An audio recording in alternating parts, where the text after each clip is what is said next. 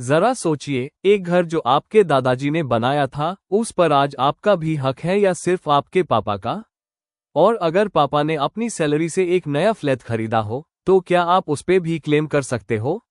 यह कंफ्यूजन हर फैमिली में होता है और इसी वजह से प्रॉपर्टी डिस्प्यूट्स हमेशा न्यूज में होते हैं। आज मैं आपको सिंपल शब्दों में समझाऊंगा एंसेस्ट्रल प्रॉपर्टी और सेल्फ एक्वायर्ड प्रॉपर्टी में फर्क क्या है और बच्चों के क्या राइट्स बनते हैं।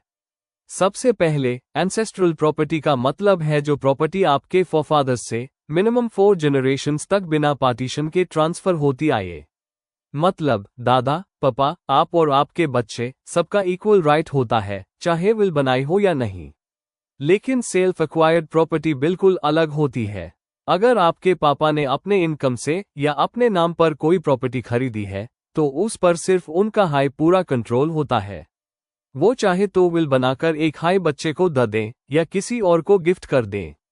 बहुत लोग सोचते हैं कि मैं तो बेटा बेटी हूं, तो पापा की सारी प्रॉपर्टी पे मेरा ऑटोमेटिक राइट है। ये गलत है। सेल्फ एक्वायर्ड प्रॉपर्टी में अगर फादर मदर ने किसी के नाम पर विल की है, तो उनकी लाइफ के बाद सिर्फ वही पसंद का उस प्रॉपर्टी पूरा राइट होगा। और अगर अपने लाइफ टाइम में उन्होंने कोई विल नहीं बनाई और प्रॉपर्टी कोई वैलिड ट्रांसफर नहीं हुआ है, तो फिर वो सभी लीगल एज में इक्वली डिस्ट्रीब्यूट होगी। फॉर एग्जाम्पल, दादाजी की खेत की जमीन जो अभी तक पार्टीशन नहीं हुई, वो एंसेस्ट्रल प्रॉपर्टी है। उसमें आपका भी शेयर बनता है।